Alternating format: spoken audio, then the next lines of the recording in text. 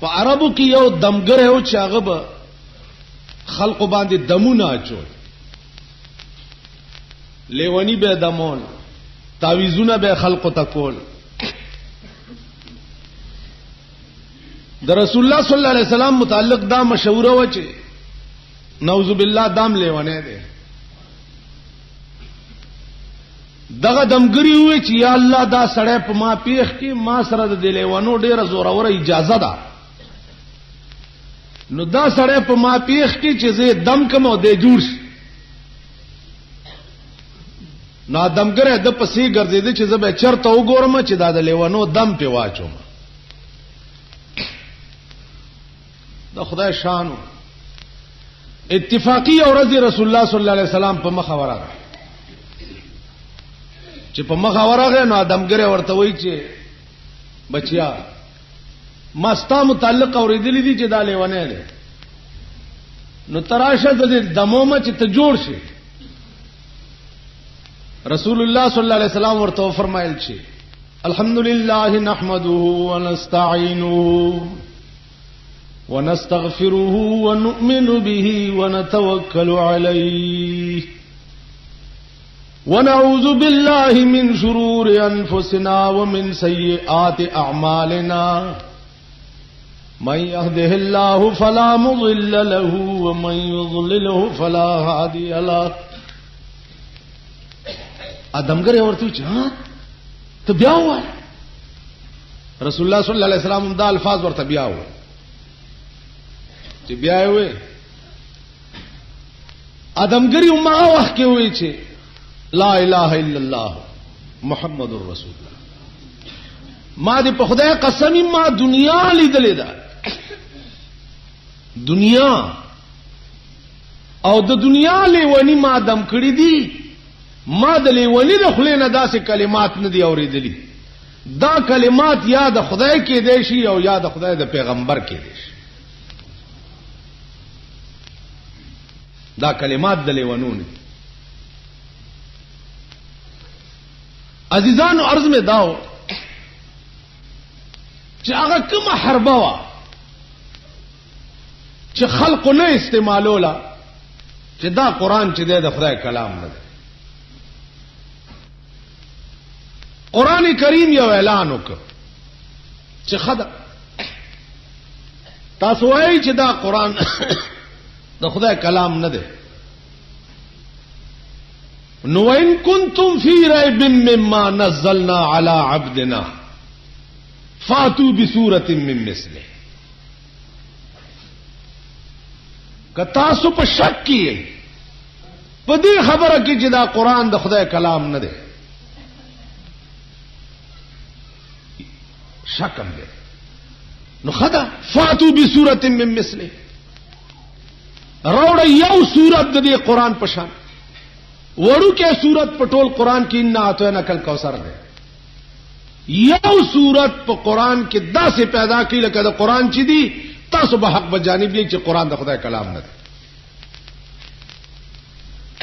یو عربو کې خود شعر او شاعری او د ادبیت شان ډیر اوچت، بے حد ډیر اوچت عربو کې.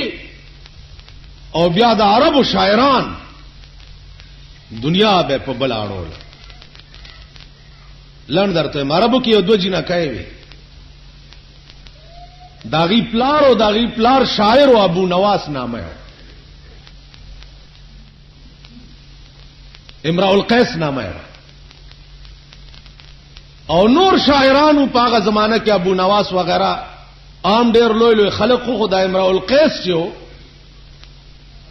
د شهرت ډیر شوی، دنیا به د شعر ته غوږی خو، دنیا به د کلام ته غوږی خو. دا نور شاعران چې د دوی ور سره کینه او حسد پیدا شو چې دا څنګه پرون را پیدا شوه دی او نن چې د ټوله دنیا د منی او مونږ اډو څوک په سړو کې نه اچي ورازي چې مړی. امرؤ القیس راونی ونه هغه ورته وی چې زما یو دولونه دي هغه ته زما یو پیغام ورسوي. ویل بالکل وعده ده. وې زما چې مړ کې او زما کور تلار شي نو زما لونو ته بداوي چې یا بنت امرؤ القیس یا بنت امرؤ القیس ان اباکما، اے دوو لونو د امرؤ القیس په تحقیق سره ستاسو پلار. د دې الفاظو دا معنا ده. بعد دومره زما لونو ته وای نور تاسو خلاص. سړی مړ کو کور تراله لونو ته په دروازه کې आवाज وکړ چې یا بنت امرؤ القیس ان اباکما. لونه روته او دا دوار شاعرانی ونیو چې وینیو ولی په تاسو زمون پلار وجلې دي. ورته مونږ تاسو پلار کم ځای وجلې مونږ خو یو شعر وې تاسو په دروازه کې وینیو. پولیس قاضي ته حاکم ته پیش چې پیش شو. حاکم ورته ویل چې تاسو سره څه دلیل دی چې تاسو پلار د وجلې. اجینکو ورته مونږ سره دلیل ویلو. ویل دوی یو شعر ویلې دی. شعر دی دوی بیا وای نو اوس به خبره صفاش. اغي وی یا بنت امرؤ القیس ان اباکما. اجینکو ورته وی چې دا نیم شعر دی. د نیم شعر سره بل نیم بیته اډو جوړیږي نه سوا د دینه چې قد قتل فقاتل لداکما. شیخ دوی دا ویل یا بنت امرؤ القیس ان اباکما قد قتل فقاتل لداکما. و دې سره بل نیم شعر اډو جوړیږي نه سوا د دینه چې پلارم قتل شوی دی او قاتلان دغه دوړه ولاړ دي. کینی ول دا شاعران د ټول د عربو را ټول شي او دیړم بنی نیم بیتی سره د بل بیت جوړ کی نو دوی خلاص. کینی زمونږ د پلار قاتلان هم دي. عربو کې د دې شان فصاحت او بلاغت خزو کې داس خزو کې تر دې یو سړی د شاعر ابو نواس نامه بادشاہ ته ورننه وته. بادشاہ یو وینځه وا هغه وینځه له د سرو زرو هار جوړ کړي او ډېر جوړا کړي سنگار کړي. د خیال کړي دی چې یاره دا بادشاہ هو دا وینځه ډېره خوخه ده نو څه صفات دا وینځه کړي دی چې ګورکه څیرا کړ. بادشاہ دغه په مزه کې داسې مستو چې دته اډوم نه کته. شیرونه میرونه یو کدي خیال کړي دا د پخوانه دا قصه دا سره روانه. ارز مداو چې ابو نواس د بادشاہ دغه وینځ ډېر صفاتو کو هیڅ ورته ورنک او نه ورته وکته. د ابو نواس بار وروته د بادشاہ په دروازه ولیکل چې لقد زاع شعري على بابكم كما زاع عقد على خالصا. زاع ضایع نه ده ضایع شو بس شو. شیرونه زما ستا په دروازه کې بادشاہ كما زاع عقد على خالصا. لکه چې تا بس کړه د سرو زرو عامل د خالصي وینځ په غاړه کې وینځله څوک د سرو عاملونه ورچي. لکه تا چې د عامل بی عزتی کړي د وینځ په غاړه کې داسې زما د شیرونو بی عزتی ستا په دروازه کې وشو. سنتریان او کته چې دا شعر ابو نواس لیکلاړ دنه رپورټ کو چې ابو نواس خدا سے شعر لیکلو. بادشاہ الور شیراوی دي سي چراوی ني وو د چې دنه ننواتو نو زاع عین بچرتم ک قتلې عین دا سلام دی خپل ٹھیک ده داسې نو د چې ننواتو نو د عین نه لاندې د خپل داسې میټاو کړه. نو چې عین نه لاندې خپل میټاو کې نو پاس حمزه پاتې شي. خیالم کړی پاس حمزه پاتې شي چې ورننه وته. بادشاہ ورته دا څه دی لیکلی باب وې څه مې لیکلی څه وې لقد زاع شعري على بابك. وې بادشاہ سلامت ته پخپل لګوري چې بادشاہ د غسین را پاسې چراغ عین نو حمزه کړي او د خلاندې ته خپوالی و. بیا دا معنا شو چې لقد زاع په تحقیق سره خوند وکړو شیرونو زما ستا په دروازه کې لکه خوند کړي امیل د سرو زر استاد وینځي په غاړه. عقل دی حد تر رسیدلې او د عربو په دې خبره پوهیږي یعنی یو عین نخپی والو سره به دنیا په بلا واړوله دا د دې قماش دنیا او عرب موجودو خو د قران مقابله چاو نه کړی چې یو سره او خر ساتلو نو پاغه خرب هغه غریب مزدوری کوله چرته سره چلوله پټوته نو په سره کې یو ملغلره بیا مونته چې ملغلره بیا مونته نو خیال یې وکړ چې هلکه ستا نور څوک دي خو یو ته یو دی دا خر دی او دغه خر په برکت چې دی ته پاللی کېږي نو دا داسې خمری ده راشه دی خر ته یې په غاړه کې واچو نو ملغلره خر ته په غاړه کې واچو چرته یو جوهری پیرا پیښ شوی دی چې کتلی دي چې فوی دا خو ملغلره ده او دا خر والا د دې خر په غاړه کې اچولې ده دا خر والا ته پته نشته چې دا د 100 روپو ملغلره ده ورته کاکا دا مړی خرڅې نه نو خر والا ورته وی چې ولې نه خرڅوم وی په سوی ورکه وی خو چې څه دې راکړ هغه ورته 10 روپۍ رئیس دي نو هغه وخت کې په 10 روپۍ لاس خر کېده 10 روپۍ چې خر والا کتلی دی لیونه شوه دی او زری مړی را پرانیسته د خر د غاړې نه هغه سړی له ورکړه او اوس په یو منډه روان دی چې اسه نه چې دا سړی بیا را واپس نشي چې نه علمه جوهری ځان له په منډه روان دی چې د خر والا ته پته ونه لګي چرته چې دا د 100 روپو ملغلره ده او خر والا ځان له په منډه روان جوهری هغه مړی اوړه او ډېر اعلی مالوچو کې لاندې باندې او خب بهترین بکس کې اخوا ډېر په قدر او په عزت لکه د زرګر دکان کې تاسو وګورئ د سرو زرو کالو د پاره څخه خسته خسته بکسونه جوړ کړي څه زمانہ پس بادشاہ ته د هغه ملغلره ضرورت شې چې کومه ملغلره کال پس په سپای کې یو خېج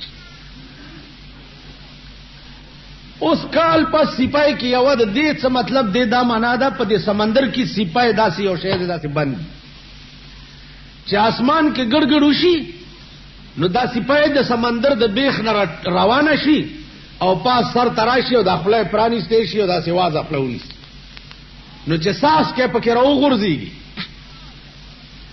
که یو ساس کې باندې دا سپای بند شو او سمندر بیخ تلاړه نو هغه کې کال پس دا یو ساس کې نه یو ملغلره پیدا شي دا یو قیمت بیا لکونه روپۍ او کدی سپای هرسو کو او خلای وازنی ولی و دویم ساس کی تم نو کال پس پکې 2 ملغلری وی خود دوارو قیمت دا یو عمر نه وی نو ځکه مولانا روم وی چې کاسه چشمه حریسا پر نشد کاسه چشمه حریسا پر نشد تا صدف قانع نشد پر در نشد وې د انسان د سترګې دي دام د هرس نه ډکی او چې لک شراشي او په نور وې چې نور راشي او په نور وې تا صدف قانع نشد پر در نشد لکه هغه سپای چې دویم ساس کی تخلا وازن ولي ولري نو قیمت کم شي زما عزیزانو بادشاہوی چې ما ته ملغلره پکار ده خو هغه ملغلره پکار ده چې کما کال پس په سپای کې یووزي دی جوهری وې چې ما سره شتا منډه کړې دا او بکه سره اغسته ده چې پرانیسته ده چې ګوري ملغلره 2 ټوکړي پراته و ما تا و دی جوهری ورته وې چې بیړه دې تباش د خر په غاړه کې خروالا چولې وي نو نه ماته دي او چې ما په بکس کې دومره په عزت او مالوچ لاندې باندې نو ماته عمل غلره ورته وی چې زما بیړه متبا کوه جوهری بیړه ستا تباشه خرو والا کزه د خر په غاړه کې چولې ومنو خرو والا ته دا پته نه و چې دا د لکو روپو ملغلره ده کینی زبې خر ته غاړه کې نه چول نو اوس ما ته ولې شو ما ته زکه شم چړه مې اوچاودو چې تا ته زما قیمت معلومو او په دومره سپک قیمت ته واغستم په 10 روپے که خروالا زه د خره غاړه کې هم هغه ته زما قیمت نه معلوم تا ته پته و چې دا دومره اعلی او چت شی دی او بیا دې په دومره سپک قیمت واغست اهل مکه او اهل مدینه او کې اختلاف پریوت امیر بچو کی د رسول الله نرستو د مدینه خلق وی چې زمون ملک دی زمون وطن دی تاسو د مکینا مهاجر راغلی یی تاسو څه کار دی امیر به زمونږ د مدینه د خلق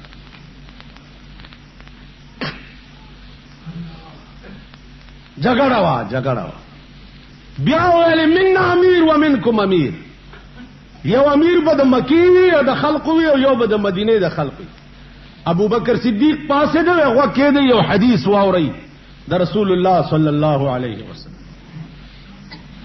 یو حدیث واوري قال رسول الله صلی الله علیه وسلم الائمه من قریش رسول الله صلی الله علیه وسلم فرمایلی دي چې امام چې دی هغه د قریش نه نو اهل مدینه او تاسو قریش نه یو د پیغمبر حدیث اهل مدینه وې چې اقال رسول الله هكذا رسول الله صلی الله علیه وسلم دا ویلي هغه والله قال رسول الله هكذا دا د پیغمبر حدیث اهل مدینه پاسه ده او ویل چې پیغمبر ویلي دي چې امام به د قریشو نه نو ابو بکر په قریشو کې تانه لوی او چت ببل څوک لاس ورکو دغه په لاس بیعت یو څو صحابه او د بیرو د بوټی لاندې ناستو او تمام اهل مدینه د صدیق اکبر نه بیعت صدیق اکبر امیر شو چې امیر شو عزیزانو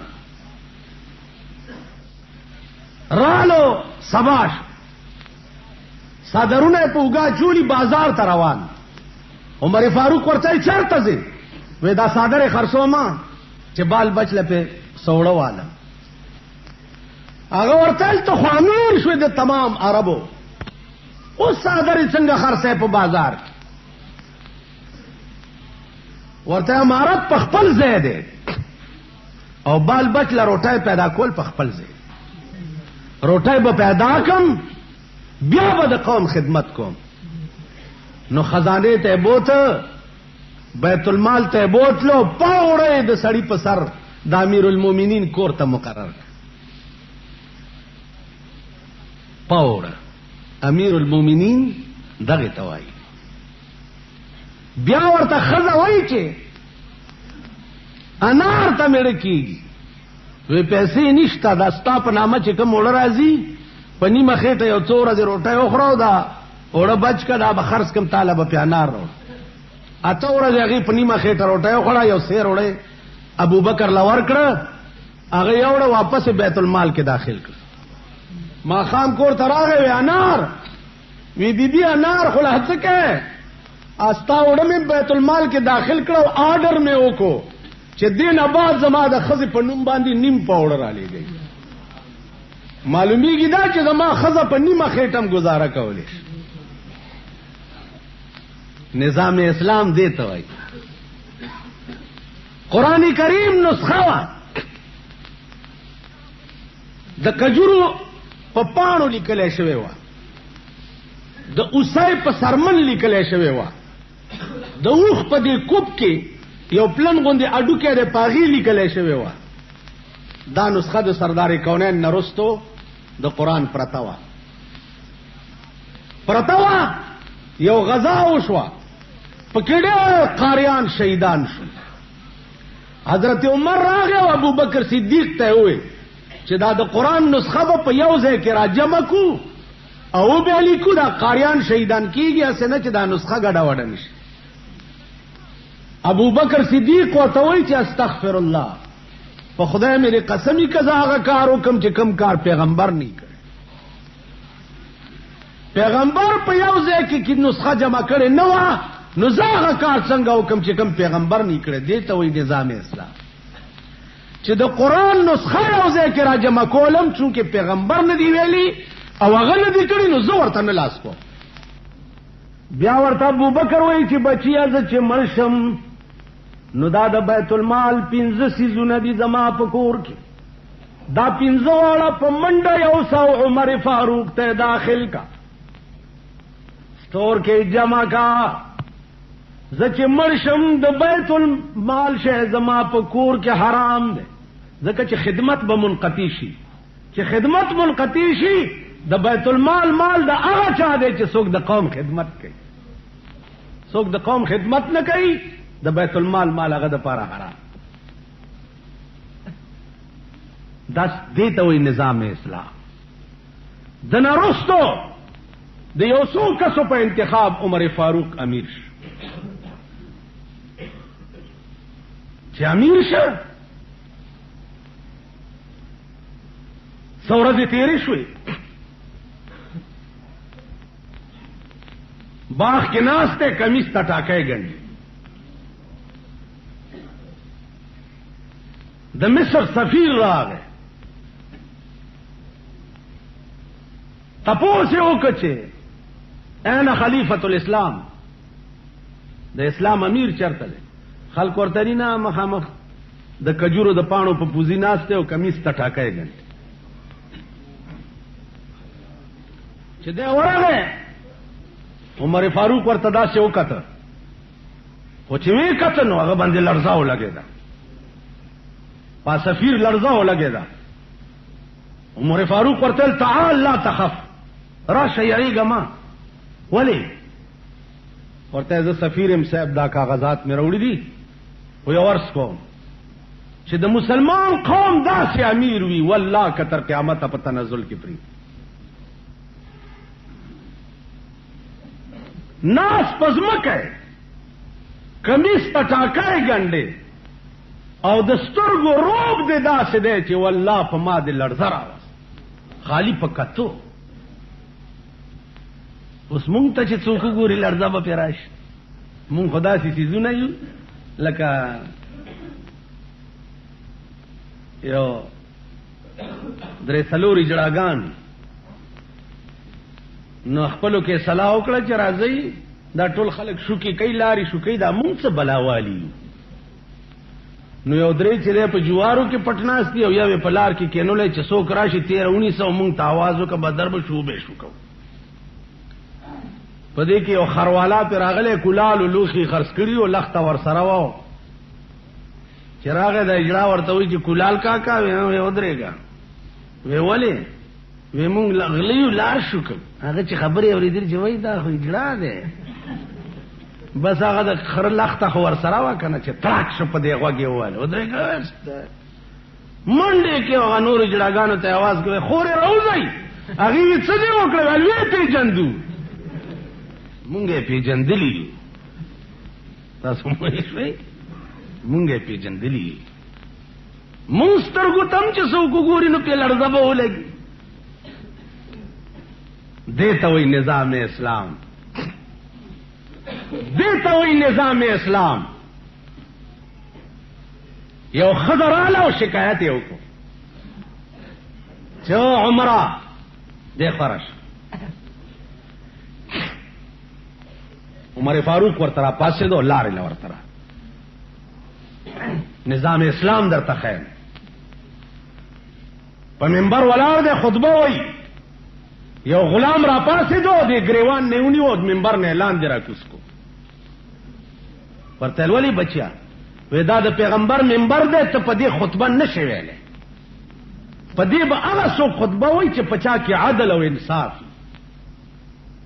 ته ظالم وی چې ولی وی په مال غنیمت کې صادره راغلی وی مام ته کمیس جوړ کړي او تام ته جوړ کړي زما کمیس لند دی او ستا وګد دی معلومیږي دا چې تا ځان لدوه صادره ساتلې نو تعمیر المؤمنین نه ته ظالم حضرت عمر لاندې ولاړو دنیا ناستا د په مسجد نبوي کې او زوی راوغختو چې بچیا زما دا کمیس وګدواله جوړ دی پلار ما یو خپل صادرم تعالی درکړ چې غلام ته دا خبره وکړه ورته زو سخه د منبر ته خطبه شروع دیتا وی نظام اسلام تب دا نظام اسلام په ملک یو سپئی ته وای چې دی خوراش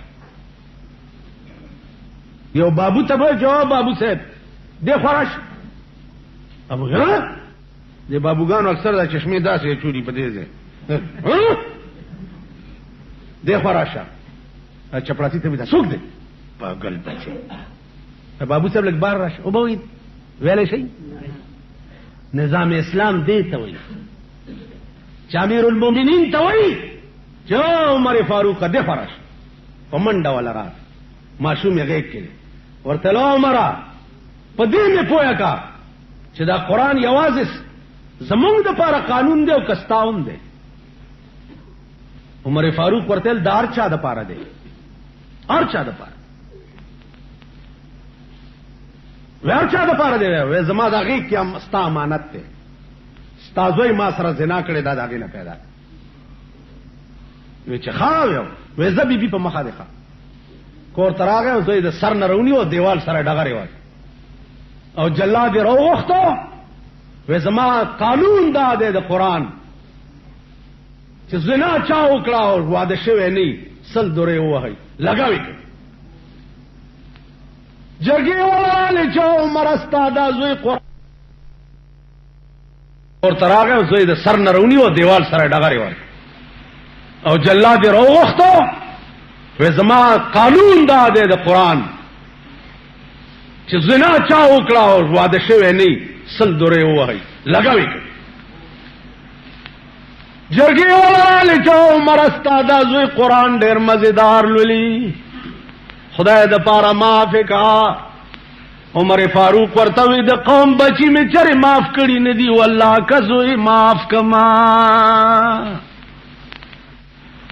امیر المؤمنین ورته ولار دی او زوی سل دوره لگاو خو چې سلمه دوره ولګول راو غرزیدو لته ټکولې راغه په دې مخې ورته لاس وال ول بچیا کته مړ شو مونږه خخ کړي نو ستا ملاقات به جناب محمد رسول الله سره وش دا د درو وهلي زخمونه ورته وخایا او ورته وای چې پیغمبر تا چې کوم قران پرې خو عمر په داسې عمل کړي چې په کور راغلم نو صرفه نکړه لک سات تیر شه ان لله و انا الیه راجعون دته وی نظام اسلام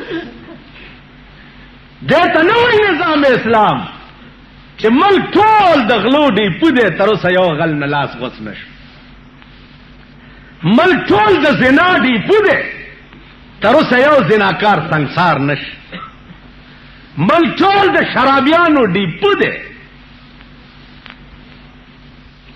ملک ټول د شرابیانو دی پدې یو شرابی په درو نه والے شو دته وی نظام اسلام چغینی صاحب یو بد حال جوړ نظام اسلام او نظام اسلام او نظام اسلام چې د خلقو نه د خلینو بوټو زړو کلیجیان خلقو الټیک چې دا نظام اسلام دې څه شي دا نظام اسلام بیا د عمر د مرګ نه وروسته عثمان ذی النورین خلیفہ شو عثمان خلیفہ شو سازش ورته جوړ شو په کور کې بند فوج او پولیس او دا ورته رااله چې څوک مړی کو توري په چلو امیر المؤمنین عثمان ذی النورین ورته وی چې کم کار پیغمبر نه دی کړی ځنک زما ځان دی لار شي خو د دوی ځان دی بچ کور کې ناستو رستو نه په حمله وشو قران لستا او رستو نه په تبرو والو فسيكفيكهم الله دا آیات وی او د سر مازغه په قران ور پرې ول زما عزیزانو دیتا وی نظام اسلام، دیتا وی نظام اسلام. دا عثمان سڑے والا راغے وی پیغمبر را لے گلے میں یو من شات میں پکار وی کینا بچیا کینا قافلہ را لے 200 خانہ ساروان تیوی دی سڑی من شات ورکا پیغمبر را لے گلے ساروان ورتوی چی جی من شات چې د بار نه کم شي نو یو انډه سپکو یو درون بیا په وخ بار نه بټینګيږي. عثمان ذی نورین ورته وی چې دې سړی له من شات خامخا ورکو او کبار نه ټینګيږي نو بیا ټول بار والا ورکا ځه. ساروان ورته وی چې جی دا بار بده وړي څنګه د وخ بار خو سړی نشي وړي وی وخم ورکا وخ به یې وی جی دا وخ دا څه ده چې دا مخ کینو دا 200 نور ورپسې زی او کدا اوخ د مخ نه لری شي نو دا نور خان بیا زینه وې دا اوخ می دلا ور کړي کدا 200 د دنه بغیر نه زی دا ټوله قافله دلا ور پړې واغستو ورواله مخ کې شبچې په مخ. عثمان ذی نورین خپل ساروان ته وی تلوار والی کې وی جی ویریدم وې سو یریدم واسه نه چې تو سره ته وې چې تم ور سره ځه وی ولی کتلار شه بد ده نا ساروان ورته وی چې عثمان تا د پاره خو به ما غوندې نوکران ډېر پیدا شي خو ما د پاره به تا غوندې آقا بل پیدا نشي. دې ته وی نظام اسلام. مونږ او نظام اسلام دیکھو وګوره د عثمان ذی نورین نه رستو حضرت علی خلیفہ شو. حضرت علی خلیفہ شو بی بی فاطمہ نا جوڑا وا دا امیر المومنین بی بی انا جوڑا وا. حضرت عثمان دا حضرت علی انا راغسته وی چې بی بی فاطمه ته وړو لار کې ملنګ پروت ا ملنګ ورته وی علی ته چې دا انار مال راک وی والا ورته د څه نه علم دلیکینا دا انار سپین کا دانه ته وباسا مال لګي لګي خلک را کوزنا جوړه چې دا اخلاص شي وی خرم خلر علی پاکه کبي الاش اے علی کدمره خدمت کولې شه ډیره خده کینا نار دی وړه ول ول نشم کوله کیناستو انار سپینولې شروع لګي لګي ورکوا خلاص شو انار. حضرت علی په خپل لمن دا سړی خلا پاکه ول بس کور تلاړو بی بی فاطمه ته وی وای بی بی تعالی می انار وړو خلا دی پکوا تبه والے ولار کې یو داسې چلو شو. بی بی فاطمه وی الحمدلله خدای چې زما په نوم یو شعر اتلو استاد غریب خېټه کې پریو نو عرض می دا عزیزان چې قانون د ملک ابراهیم ابن ادهم رحمت الله علیه هغه غویانو ولا ته وی چې تاسو سره دي چې ته پکې هغه د سر امن غواړم ارس کولې شم ولوای بچا وې دې دربار کې تا نه مخ کې څوک وې زما پلار وې هغه نه مخ کې وې نکمه وې اوس پکې څوک دی وې زین وې تا نه بعد وې شاید کزوی مې وې بکې پاتې وې وې صاحب خپنه شي سره وېم دیتا چې زړه مسافر تلار شي او نوی ولا راشي نکه دې لاړو پلار دې راغو پلار دې لاړو تراله تبم ته نن سبا کې لار شي بل به ولا راشي ته څنګه وې چې دا د بادشاہ دربار چې دا سره نه دی دا سره دی اوهو با دربار بند کړ کور تلاړو چې کور تلاړو سګوري چې د په پالنګ کې د وینځه پراته ده لخت راواغسته چې دا وینځه د بادشاہ په پالنګ کې څنګه سملاست د خپل ملک یو ګوري په کومه کورسای چې خان او نواب کینی یا کم بالغ تاغه ډډه وای یا په کم ځای کینی ته د کلی بټیاره یا بشتی خو دلار شي په هغه دی کینی چې پټ کی خاورو للیږي کنه دی کی بني لخت راواغستو د بادشاہ نشه خو لومغه سي په سر کېره یو څو لخت وینځه واله اچ را پاسې د نوډېره وجړل بیا و خندل خایو خندل د دلاسه ونی وچه او خو دې جړل زکه چې ما وهل نو داود خندل ولی بادشاہ خپل کار کوا تا خپل کارو کو ما خپل کار کوي نه پردم دینه چال دی نه وی صاحب خندل زکا چې د ډېرې مودې نه مې دا شوق چې دا پالنګ چې دا بادشاہ پکې پروتي چې د دې مزه به څنګه نو هغه مزه مې واغستا اړه مې خوشحال شو نو زکه مې وخندل ول داودی جړل ولی ویلو مې جړل زکا چې ما یو 10 منټه په دې پالنګ کې تیر کړ نو ما خو دومره لخته و خوړې خدای چې څوک شپورس پکې پروتي چې ابد څومره لخته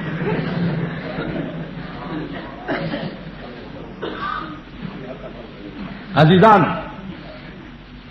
بادشاہ میں واللہ رشتیا دے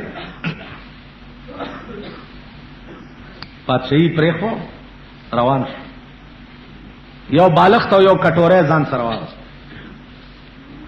پلار روان دی او سره د ولی په غاړه ناس ته داسې په لپه وبس کی دوی چې الګا دا کټوره سره ګرځم ما سره قدرت کټوره هم تیار پیدا کړي اهم غرزونه مخکې چې لاړو ونی لاندې یو سړی پروت دی دا څنګه سر لاندې کړی دا پروت و قدرت خو بالغ تم ما سره تیار پیدا کړی دا بالغ ته مو لاړو یو زمیدار سره په باغ کې کخیش کخه د باغ خدمت کوا ونو لو بور کوا دا اوس زمیدار ته څه پته ده چې دا بادشاہ دی خدمت به کولو تنخواه به غستا او روټای به خوړه یو ورځ د بادشاہ د زمیدار ملمانه راغلی د ته ورشه انار راوړل خواږه غوندې وګور چانار راوړه تراو ول خواږه وګوره وې سکا ورته وې سیب بډان دې زکات راو چې تا ماته د سکلو حکم نه وکړي نو که زه به اجازه تستا دا انارو سکم نو ما د پاره به حرام شي ناجیز بشي وته زما به اجازه ته انارم نه سکوي نه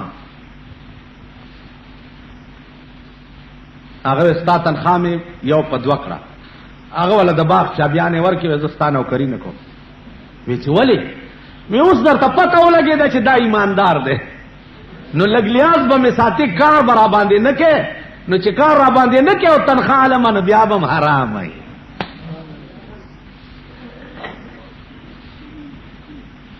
کار را باندې نه کې او تنخواه علمه بیا به م حرام لا بیت الله شریف لرګي به چرته راټول ک په کوڅو کې په غرونو کې به خرڅ ک روپیا تانه به پیدا کې د 2-3 ورځو قجوري او ستوان به په واغسته وخت به په تیرولو د بیت الله طواف سحر ټیم دی د لګیا د طواف کوي او یو سلمه الک د غم طواف کوي چغي وای لبیک اللهم لبیک لا شریک لک لبیک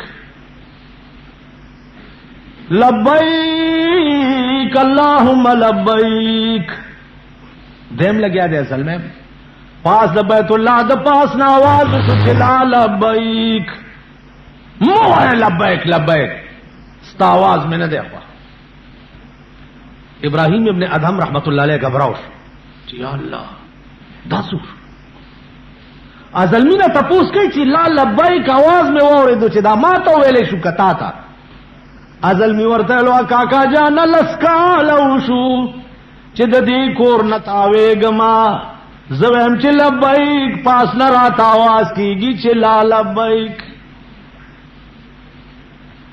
نو ابراهیم ابن ادهم ورته وایي چې او بچیا چې د کور مالک درته وایي چې لا لبیک لبیک چې مواسته آواز مې نه دی خوښ نو ځکه نه نو زلمه ورته وایي چې کاکا خبره دی ښه وکړه زم دا ویم چې لاړ شم ځکه چې 10 کاله وشو چې د دې کور مالک مې نه پریدي خو په دې مې پوه که چې لاړ شم نو کم درته لاړ شم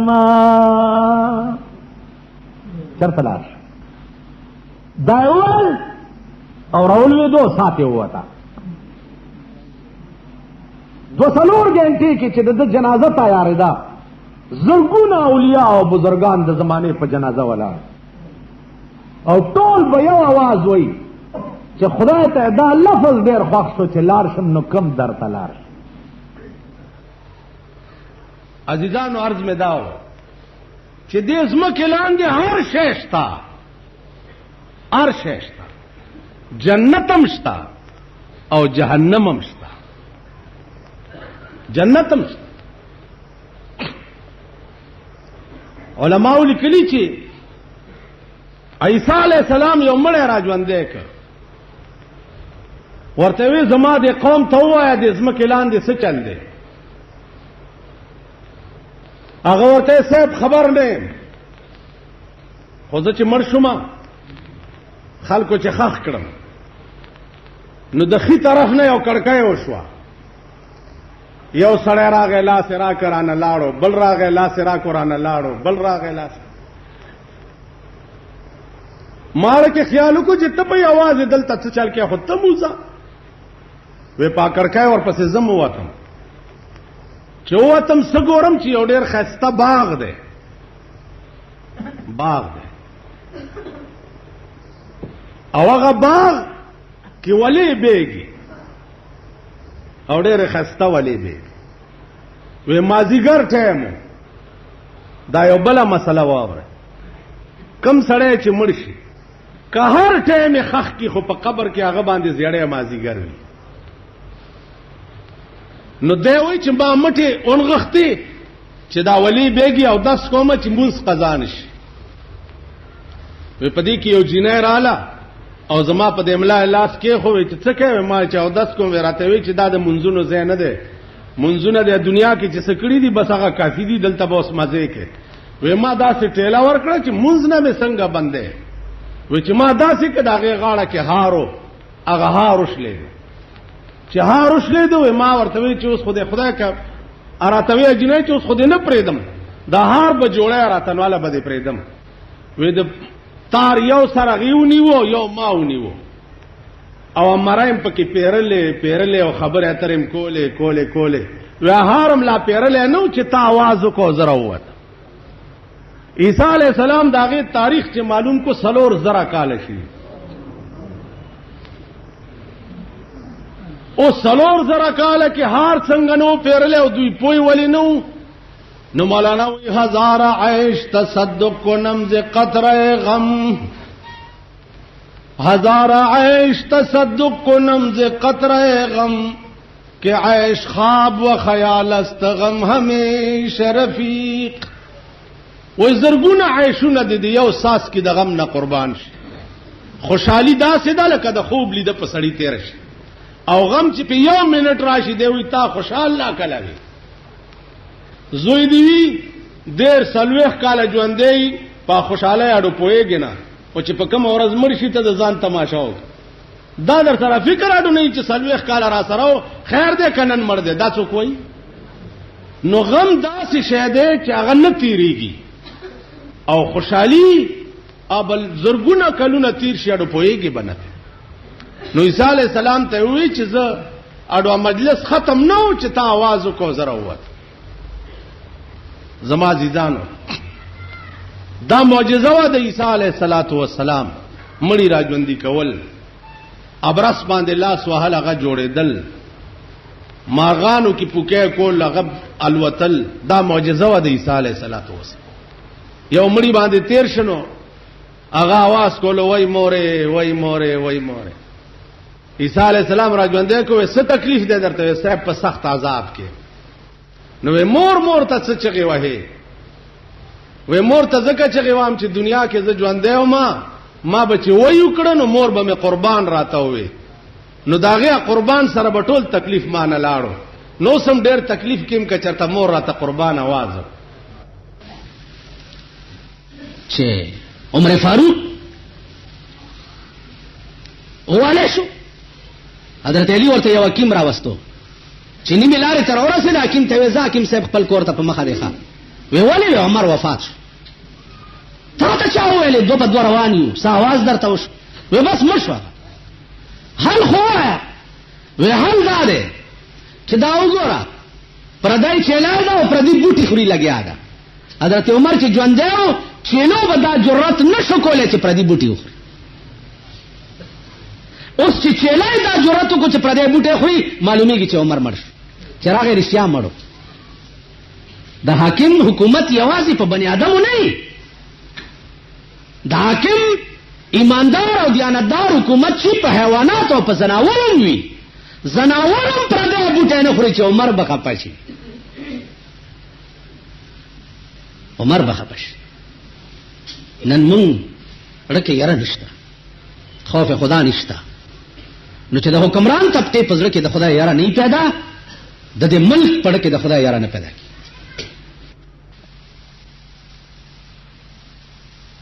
حدیث کے راضی جناب رسول اللہ صلی اللہ علیہ وسلم فرمائی شہید وائی اغا چاہتا من قتل بظلم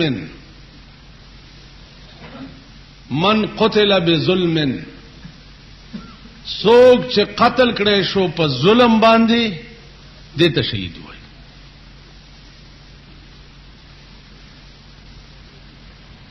ظلم کې بیا ډېر اقسام دي.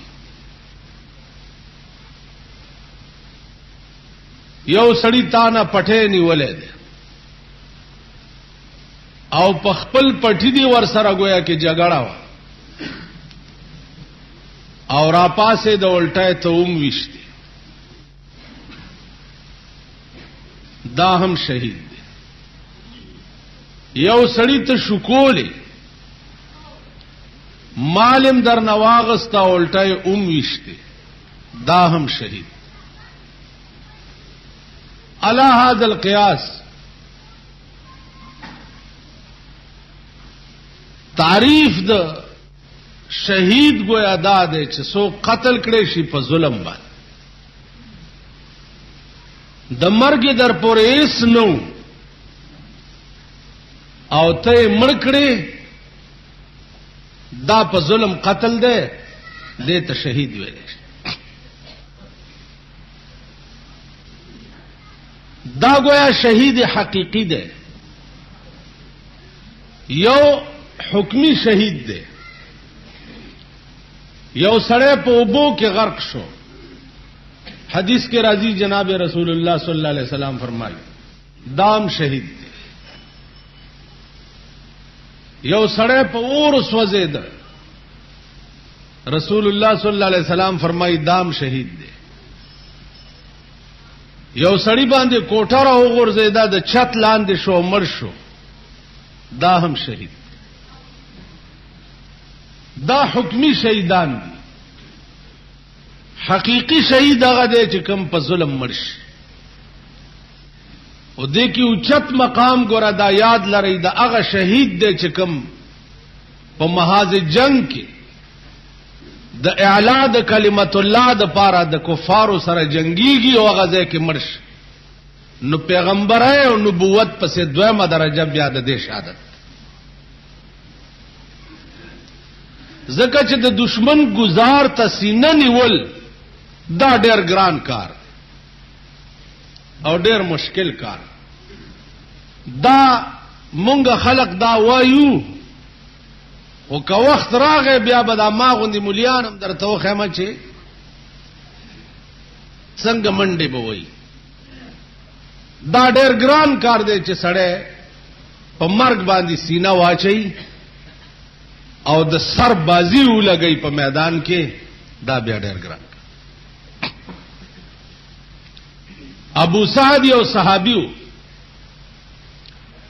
رسول اللہ صلی اللہ علیہ وسلم ولاړ دی او د په جنگ کې لګیا دی، جنگيږي.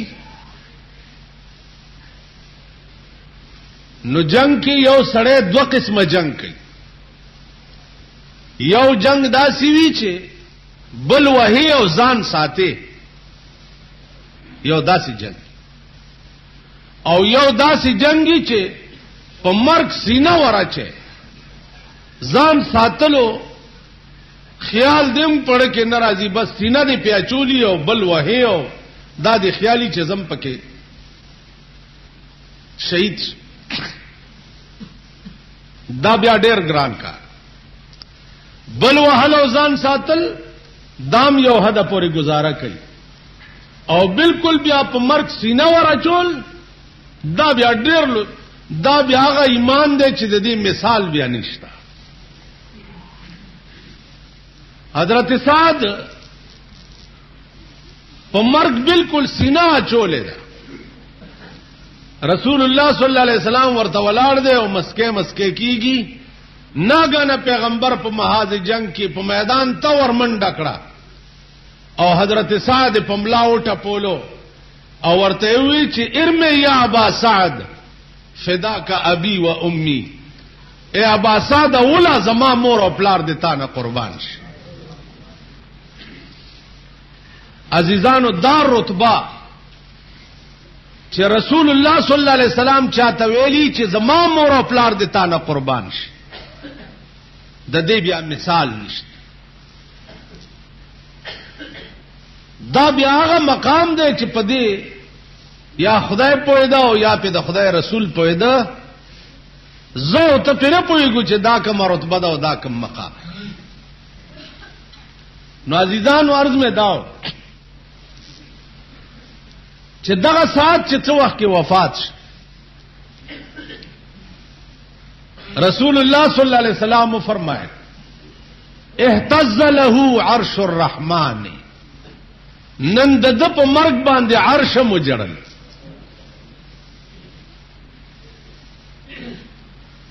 عزیزه څوک چې د الله د پاره په میدان کې ځان قربان کی،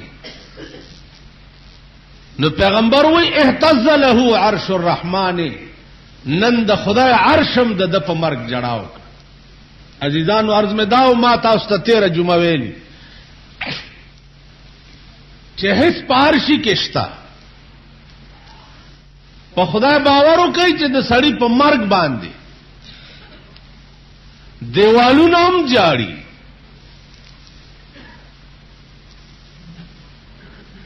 آسمانم په جاړي، ملائکه هم په جاړي.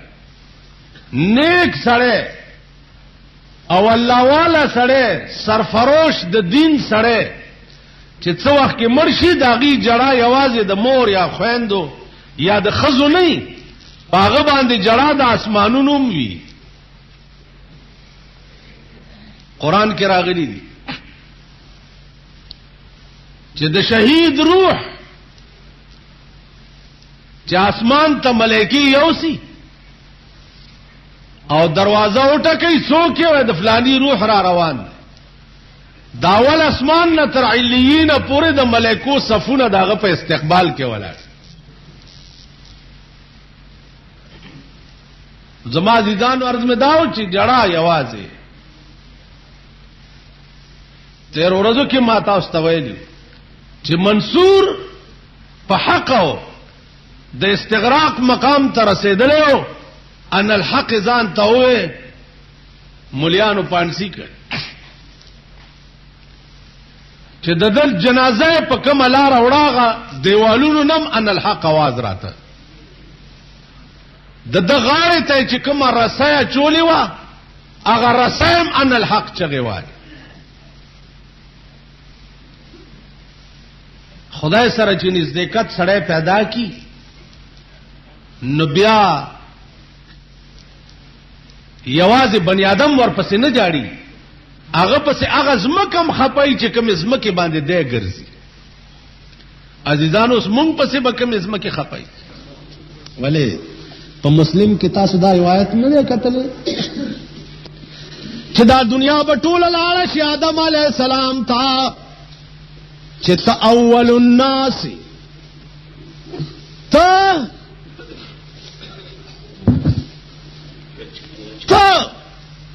راشه زمونږ شپارس وکړه. آدم علیہ السلام وہی چیز پکې نه، نوح علیہ السلام نه، ابراہیم علیہ السلام، موسی علیہ السلام، عیسی علیہ السلام نه. رابشی سردار کونین تا اب را پاسی ورته وای راځي دا زما کار دی. ټولو پیغمبرانو ته په دنیا کې چې کوم خصوصي اختیارات ملاو هغه په دنیا کې ختم کړی دي. مال چې راکړې شو ما پټ ساتلی دي، اوس به په قیامت کې تاسو د پاره ښکارا کوم. یا الله تا ما سره وعده کړې و چې ولا سوف يعطيك ربك فترضى، اے الله ټول انبیاء خپل اختیارات په دنیا کې صرف کړی دي، ما نه دي کړی، نه مې قوم ته خیرې کړي، نه مې سغوختي، نه اوس مې دا دی راوویسته. الله به ورته وی حبیبا ته په لاس ږدا او زبې بخما ته شپارس کا او زبې بخما په دغه ورځ به سلاطین او انبیاء ټول سرنګون ولاړي، یا به خدای وي چې هغه به عدالت کوي، او یا به محمد رسول الله وي چې هغه به وکالت کوي. بل به څوک وي؟ لمن الملک اليوم، څوک دی نن چې سر اوچت کړي چې زم څه شی یم؟ دا لوی لوی متکبرین د زمانې به سرنګون ولاړي. لمن الملک اليوم، आवाज به وشي څوک دی د نن ورځې بادشاه؟ لله الواحد القهار. زما عزیزانو چار کله هغه ژوند چې کوم به ټول عمر وي او ټول عمر به وي، هغه ځای کې به صرف د خدای ذات او شان اقدس د سردار کونین زمونږ په کار راځي، بل به هیڅ څوک نه. ټولې رشتې به منقطع شي. یوم یفر المرء من اخیه وصاحبته وبنیه. پلار به راشي زوی ته وایي بچیه لږ سه راکړه چې زما حساب کمی دی، وایي به زه خپل کار کوه که زما کم شو